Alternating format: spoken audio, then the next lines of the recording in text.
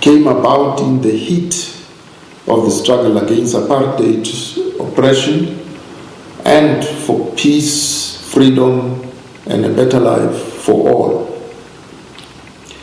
It was a union based on solid ground of mutual affection, which endured the most severe of trials, tribulations, and harassment.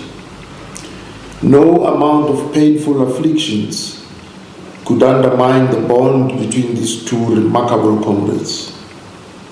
Hence, the love and dedication to Graeme by Cheryl has been abiding, exemplary, and wonderful to witness. To the bereaved families of Bloch and Carolus, we convey our heartfelt sympathies, and we ask that you take solace in the knowledge that we share your pain and condole with you. Comrade Graeme was not only extremely studious, but also practical, for he understood only too well that knowledge is verified in experience. He had infinite confidence and abiding faith in humanity.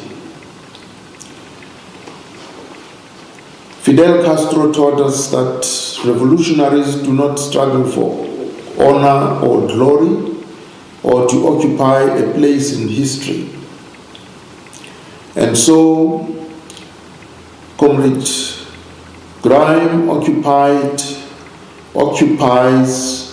and will always occupy a great place in history precisely because that was not important to him, because he was always absolutely selfless. And so his life is sure to become an example to posterity.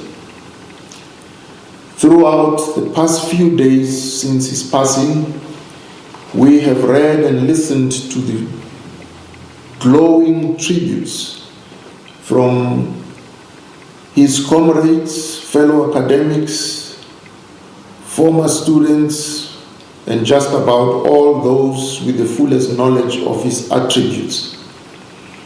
All of the tributes are true and well-deserved. However, there is no doubt that he would have been embarrassed by such attention because he was truly humble and modest in his demeanor. He was the embodiment of all that was noble and glorious in the progressive movement.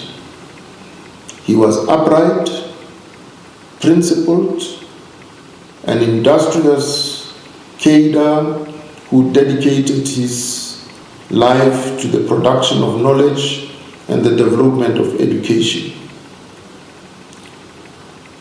He was an independent intellectual who would not yield before the onslaught of reaction.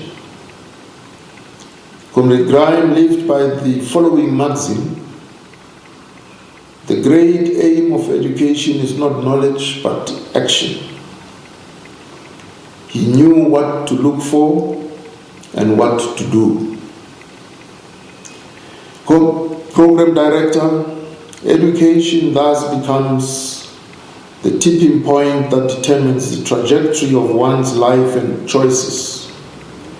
The consequences of a nation's education system has the influence to determine who may struggle to survive from those who have the tools to thrive. As the youth prepare to take forward the struggle of rebuilding our nation, Comrade Graeme believed that young people should be afforded the right to anchor their efforts in intellectualism. However, almost 3 decades after democracy, many youth are still struggling to access education, and there are many signs that the struggle is far from over. In addition, the legacy of racial discrimination in the education system persists, a constant issue that Comrade Graeme fought against his entire career, characterized by poor outcomes, overcrowded classrooms, inadequate facilities and learning materials. These challenges still loom over us for all these years. Many schools that serve our poorest communities rely on poorly maintained infrastructure and a serious lack of teaching resources, and hungry children are forced to play and learn in less than adequate environments.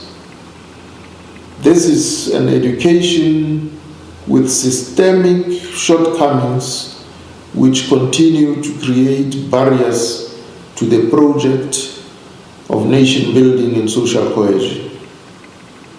In many respects, the presence of history evidently still determines who has access to education and who does not. Corruption, gender-based violence, crime, divisions along historical lines of race and class, and an overwhelming amount of suffering continue to haunt us today. Coupled with the global crises of disease and climate change, these failures of society and our leaders actively increase already disproportionate levels of poverty and affect at-risk populations the most. Comrade Graeme recognized that ending poverty, inequality, and other deprivations go hand in hand with integrated strategies that improve education, justice, and economic growth. He advocated for education and youth development to be linked to the institutional frameworks of capacity building and inclusivity. In his paper, The Liberatory Discourse of Education and Discourse in South Africa, Comrade Graeme states that, and I quote, "Education is seen as releasing potential and allowing individual and social advance. Yet, sociologically, it can be seen how education systems can and do contribute to reinforcing social differentiation, locking poor communities in inequality, and even reproducing racial inequalities. Certainly reinforcing class and gender differentiation against constitutional guarantees of equality and human rights imperatives," close quote. As we lay to rest this man of steel, we must guard against conceit and complacency, mendacity and false claims, taking a seat amongst the scornful, negative ideas and energies, factionalism and gossip, political intolerance and ethnic chauvinism, as well as greed and corruption. Beware the wedge driver. Comrade Graeme never applied to others the standards that he refused to accept for himself. He was always in the front line, where manhood and consciousness is tested. The only place to bury persecutions and burden of ages. The only place to declare names immortal. Because Comrade Graeme would have explained that all of the aforestated tendencies are arch enemies of unity. May his soul rest in peace. Long live the undying spirit of Comrade Graeme. Long live. For as Thomas Campbell asserted, to live in hearts we leave behind is not to die. And I thank you for your attention.